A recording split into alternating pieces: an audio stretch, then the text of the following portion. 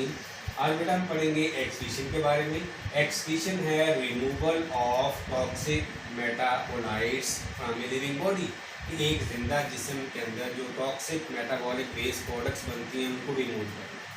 Normally हम carbohydrate use करते हैं, फैट्स यूज़ करते हैं। इनकी जो मेटाबोलाइट्स होती हैं वो कार्बन डाइऑक्साइड और वाटर हैं।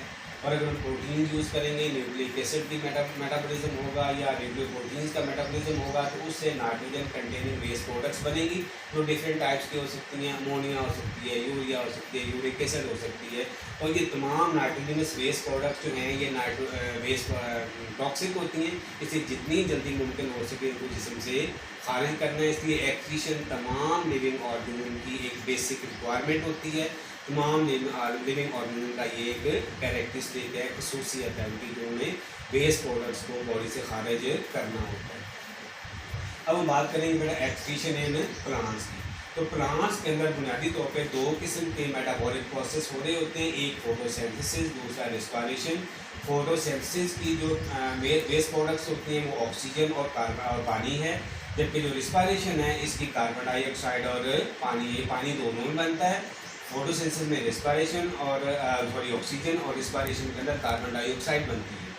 अब ये जो तीनों चीज़ें होती हैं, ऑक्सीजन भी प्लांट को चाहिए होती है, कार्बन डाइऑक्साइड भी चाहिए होती है, पानी भी चाहिए होता है। तो जो उनकी ज़रूरत से ज़ायद ऑक्सीजन होगी, जो उनकी ज़रूरत से ज़ायद कार्बन डाइऑक्साइड होगी, जो उनकी ज़रूरत से ज़ायद पानी होगा, वो वेपर्स की फॉर्म में स्टोमेटा के ज़रिए पौधे से एक्सक्रीट हो जाएगा, पौधे से खारिज हो जाएगा।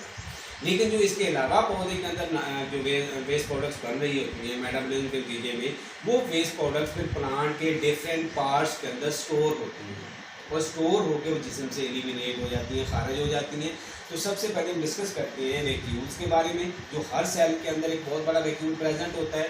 तो वैक्यूल जो है इसके अंदर तमाम जो वेस्ट प्रोडक्ट्स होती हैं वो स्टोर होती रहती हैं, और वो वेस्ट प्रोडक्ट्स उस कंसनट्रेशन में स्टोर होती हैं कि उसकी क्रिस्टलाइजेशन हो सके, उसकी क्रिस्टल बन सके। जब क्रिस्टल बन जाएंगे तो इसका मतलब है कम जगह पे ज़्यादा वेस्ट प्रोडक्ट स्टोर हो सकेगी। अच्छा, दूसरे नंबर जो हम डिस्कस करते हैं वो बेटा लीव्स हैं। लीव्स यहाँ पे हम बतौर एक एक्सक्रीटरी ऑर्गन डिस्कस कर रहे हैं, और लीव्स के इस एक्सक्रीटरी रोल की वजह से लीव्स को हम एक्सक्रीटोफोर्स कहते हैं। Leaves are known as excretophore because of their role in the process of excretion. ये एक्सक्रीटरी ऑर्गन के तौर पे यूज़ हो रहे हैं, इसलिए इनको हम एक्सक्रीटोफोर्स कहते हैं। जो पौधे होते हैं वो अपने ऐसे पत्ते जिनको ऑटम लीव्स का नाम देते हैं, उन ऑटम लीव्स के अंदर पूरा साल अपने वेस्ट प्रोडक्ट को डिपॉजिट करते रहते हैं। और जब ऑटम का सीज़न आता है तो ये सीजनल टाइम होता है for the plants to get rid of their waste products.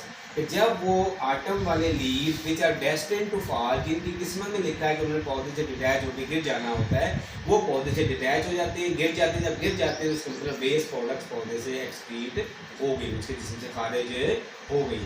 अच्छा, इसके बाद हम कहते हैं कि जो एक ये है कि जो गार्डनर हैं, जो बागवान हजरात हैं, जो माली हजरात हैं, वो इन ऑटम लीव्स को बतौर फर्टिलाइज़र के यूज़ करते हैं, एक रिच सोर्स ऑफ मिनरल्स के तौर पे यूज़ करते हैं, क्योंकि इनके अंदर वेस्ट प्रोडक्ट स्टोर हैं, नाइट्रोजन वेस्ट प्रोडक्ट स्टोर हैं। उन्हीं की डिकम्पोजिशन होती है, वापस nitrogen, oxygen, carbon, hydrogen, sulphur में तब्दील हो जाते हैं और प्लांट को रीअब्जॉर्ब करके दोबारा से प्रोडक्ट तैयार कर लेते हैं। फिर दूसरा शार्ट क्वेश्चन ये भी बात पर आ जाता है कि पत्तों का जो रंग पीला पड़ता है, क्या ये क्लोरोफिल की एब्सेंस की वजह से है, क्लोरोफिल की कमी की वजह से? तो हम कहते हैं ऐसा बिल्कुल भी नहीं है।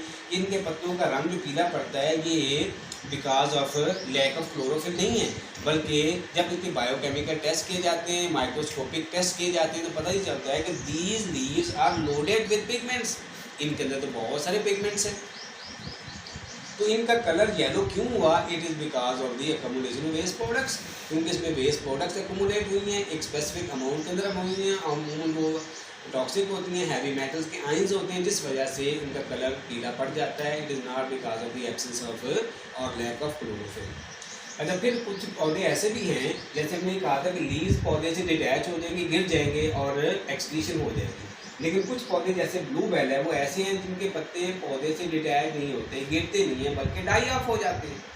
फिर जब उनका एक लाइफ साइकिल का सीज़न गुजर जाता है तो फिर उनके पत्ते और उनके जो तने होते हैं, ट्रंक होते हैं, ये डाई ऑफ हो जाते हैं, मर जाते हैं। अब इस दौरान वो तमाम के तमाम जो पहले वेस्ट प्रोडक्ट्स थे वो कहाँ पे स्टोर करते रहे, वो अंडरग्राउंड ट्यूबर्स के अंदर स्टोर करते रहे, इसके मतलब लिविंग अंडरग्राउंड ट्यूबर्स वो नीचे रह गए जमीन के। और जब नेक्स्ट सीजन आता है तो फिर ये अंडरग्राउंड ट्यूबर्स जो है ये फिर से दोबारा से नए प्लांट की बुनियाद बनते हैं, वहाँ से नया प्लांट जनरेट हो जाता है। डिकम्पोजिशन के जरिए वही प्रोडक्ट्स दोबारा सोर्स बन जाती हैं और सोर्स बन के एक नया प्लांट, नया पत्ता, नया प्लांट पैदा हो जाता है। उसके बाद हम बात ये करते हैं नंबर 3 कि जो वेस्ट प्रोडक्ट्स हैं, पहले हमने पढ़ा था वैक्यूम के अंदर स्टोर होती हैं, फिर हमने पढ़ा लीव्स के अंदर स्टोर होती हैं। अब हम कहते हैं नंबर 3 की ये बहुत सारे प्लांट्स ऐसे कि ओल्ड जाइलम के अंदर स्टोर हो जाते हैं। जब एक प्लांट की लाइफ का आगाज़ होता है तो उसमें पहले जो है जाइलम और पहला फ्लोएम बनता है, इसको हम प्राइमरी जाइलम, प्राइमरी फ्लोएम कहते हैं। फिर हर सीजन में उसके गिर्द नया जाइलम, नया फ्लोएम बनता चला जाता है, नए रिंग्स बनते चले जाते हैं और इन रिंग को क्या नाम देते हैं, ग्रोथ रिंग्स के नाम से जानते हैं। तो जो पहले शुरू में बनी होती हैं उन्हें हम क्या नाम देते हैं, वो ओल्ड जाइलम कहलाता है। ओल्ड जाइलम या हार्डवुड कहलाता है, क्योंकि अब वो कंडक्शन नहीं कर रहा। दरमियान वाला जो ओल्ड जाइलम होता है, पुराने जो रिंग्स होते हैं वो कंडक्शन छोड़ देते हैं।